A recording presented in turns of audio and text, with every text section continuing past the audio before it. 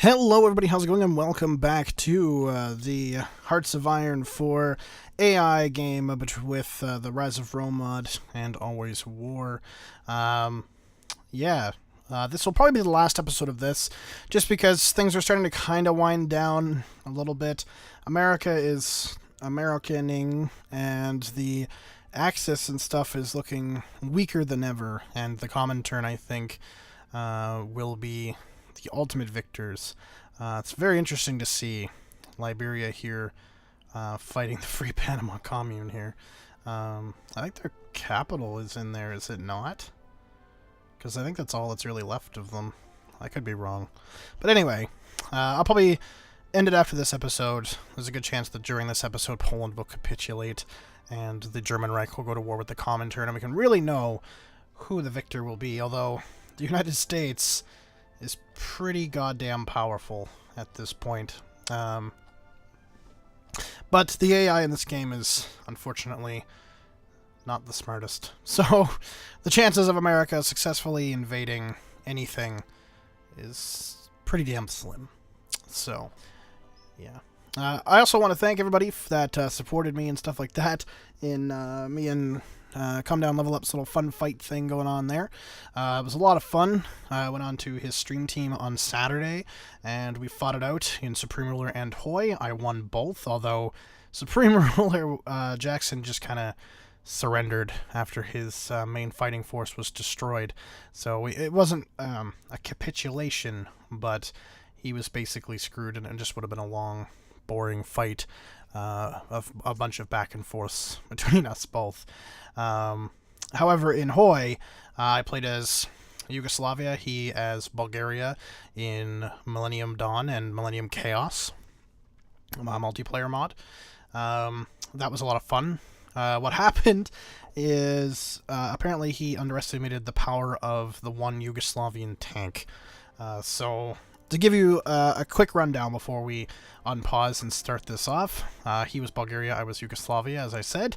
Macedonia was there, as was Albania and Greece. He declared war on Macedonia to try and open up a bigger front on the Kosovo line, because I could not militarize Kosovo due to, well, we had to demilitarize it in 2000, so couldn't put any troops there. I made the bold decision to war Albania, more or less to open up that front on Macedonia's side so he couldn't, kind of sneak in behind me through Kosovo, because my troops were just retarded and couldn't go through Kosovo. So, yeah, he guaranteed Albania. I refused to let up. I warred Albania, he warred me. Albania capitulated fairly quickly, which I don't think he exactly expected. To be totally honest, neither did I. And then I turned around, came up from behind him, surrounded most of his army, killed them, and then my one tank just went to town until he finally capitulated. So, yeah, and that was all in about the span of 5 minutes. So, it was totally unexpected. To be totally honest, I expected to lose that because Hoy is his game. I didn't expect to win, especially against Albania and Bulgaria at once. However, I surprised even myself, and we pulled out a win. So we still have the third game to go, even though technically it was best 2 out of 3, and I won 2 of the 3. We're going to do a third game, talk to him, and figure out what game we want to do, and then a timeline for that. And once I know, I will let you guys know as well. So just keep an eye open for that to happen. Now, if we unpause here, we've got the United States, who has entirely destroyed Venezuela. Venezuela, the fact that they haven't capitulated is absolutely mesmerizing, and I'm not really sure why. Where the fuck is your capital at, Venezuela? Apparently it's... Wait a minute. I want Venezuela. Where is your capital at? You don't have one anymore. How are you still alive? You literally don't have one anymore. I don't understand how you're still alive. I don't get it. This is Brazilian lands, which is interesting. The loyalties are all fucking screwed up.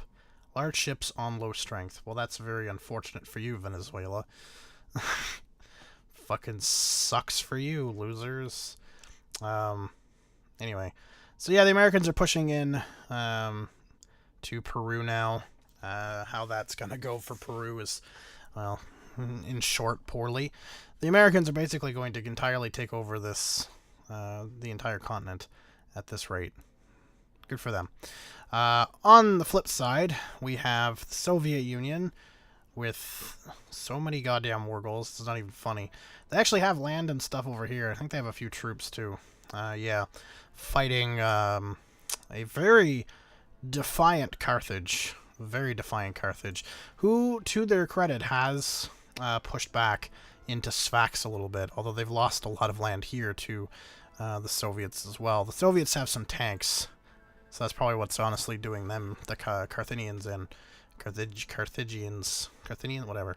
But they still have a good-sized army, quite a large army going on there. The Germans, on the other hand, they have a good-sized military as well. They're probably very nervous at the moment, you know, because the Soviet Union is very much pushing in. There's a lot of Commintern troops in here. Not all, you know, there's Soviets, yes, but there's lots of non-Soviets in here as well. It's kind of ridiculous, but they're beating back the Polish quite heavily, which is honestly not good for anybody there. Romania was puppeted last time, and they are now a republic of the Soviets as well as the Soviet Union, so it sucks for them. They're pushing into Hungary. Hungary could capitulate before Poland, but it depends on how long Warsaw holds out, because I think as soon as Warsaw falls, they're going to capitulate. I think that's how that's going to go, if I'm totally honest. Greece has continued to surprise the shit out of me by not losing immediately, although they now have 11 troops, and I don't know where any of them are. So, yeah. Where the fuck? Oh, they're all in here. No, they're not. Those are Soviet troops. Are they not at war with the Soviet Union? Oh, no, they're not. I don't understand where their troops are. They're somewhere, but they, where they are exactly, I couldn't tell you. It looks like they made peace with... Oh, actually, no, never mind. There we go. Now we're Greece. So Greece, for whatever reason, has set up a defensive line from Rhodes north along the shore in behind Izmail to a point here, and I don't understand that at all. I really don't understand. They have the power to be able to push. In fact, they had gotten to Ankara, which is the Turkish capital. They probably wouldn't capitulate them there, but it would definitely deliver a blow. I don't really understand the meaning behind that. Anyway, Sparta is still hanging on there. They were doing quite well for a while and pushing back Macedonia, but unfortunately there are a shit ton of troops now stationed in Macedonia for its defense. They had the chance to make a big push before, and they kind of just let that slip through their fingers, which is just very, very unfortunate. I feel bad for them. Ptolemy destroyed Kush. They're at war with Ethiopia. Kataban, well, the Soviet state of Yemen is back and alive again. And Magyaran, both at war with each other, but they're also at war with the Arabian Assembly and the Commintern. And they were doing well. They had gotten very close to the capital here, but they kind of fell back pretty harshly there. So it's kind of unfortunate. Ptolemy, though, is doing very well. Good job to Ptolemy for hanging on there.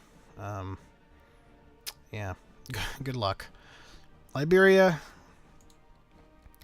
is pushing in. Can I get Liberia? Thank you. Excuse me. Liberia is pushing through Africa, and it looks like the Allies and South Africa, apparently. I guess, is South Africa? Yeah, they must be part of the Allies. Yeah, they are. Yeah. So, the Allies, mostly led by, looks like a South African corps, are countering the Liberians in the north now. They were uncontested for a very long time, the Liberians, and they have a big army now, as far as Africa goes, at least. So, I'm kind of concerned for them now, but I think they'll overcome it. Yeah, oh, they just... Panama's dead. Rip Panama. Oh no, do they control that land there? No, they don't anymore. Okay, so Panama's done. They have nowhere left. There's nowhere left for them to have a capital. So they're gone. Good luck fighting 6 South Africans and 2 UK troops. Liberia. Good luck with that. You might want to take care of that, like, you know, soon. There's really no other threat. There's no other units and stuff in here. Like, there's nothing in here. There's 1 Italian troop, but there's nothing else. So I don't really understand what the hell you're trying to go after there, but whatever. Sparta is now fighting and winning again. As per usual, Sparta just continues to fucking bulldoze everybody. It's very strange, but like, they're outnumbered pretty heavily on this line, but they continue to actually win their battles. It's really weird. Sorry about that. The game crashed, so hopefully that doesn't happen again. Oh boy. All right, so let's continue there. Unlike most crashes, it actually saved immediately. So, wait a minute. What the hell is that? British Malaya and South Africa is attacking Norway? Well, that's interesting. They're not even at war. What the fuck? There's just fighting going on here. And these countries aren't even at war with each other. In fact, I think they're actually allies. Oh no, these are Germans. Probably trying to invade. South Africa and British Malaya attacking a Norwegian troop. They're winning. Don't get me wrong. That's strange. They're not at war with Britain or British Malaya. In fact, I think they're allies. Yeah, what the hell? This is just one German troop attempting desperately to attack? That's very weird. That's very strange. Allies here have been... this is a battle I haven't focused much on. The Battle of Norway. So, the Soviets have pushed deep in. However, the Norwegians have a defensive line here, and they are attempting a push. And they're actually winning this push so far. They've also been at war with Sweden for quite a while.